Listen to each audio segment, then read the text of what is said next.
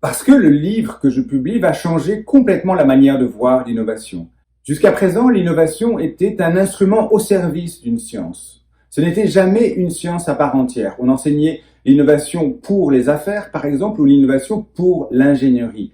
On n'enseignait jamais l'innovation indépendamment du domaine dans lequel on cherchait à l'appliquer. Le changement de paradigme que je propose avec ce livre, c'est de dire l'innovation est une science à part entière dont les affaires, l'ingénierie, la technologie, les sciences, les arts, par exemple, ne sont que des cas d'application possibles sans que cette liste soit limitative.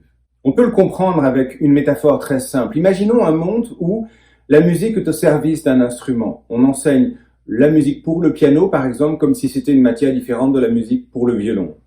Au contraire, le monde que je conçois, le monde que ce livre va permettre de créer, c'est un monde où la musique est apprise, est enseignée comme une science à part entière, indépendamment de l'instrument sur lequel on va la jouer.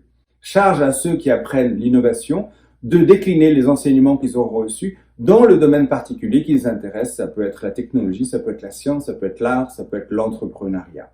Et de cette manière-là, eh bien, d'abord, les musiciens vont pouvoir mieux se parler parce qu'ils font partie du même domaine, ils font partie de la même science. Ils vont pouvoir s'aider parce qu'il y a des choses que les artistes ont compris que les entrepreneurs devraient comprendre et réciproquement.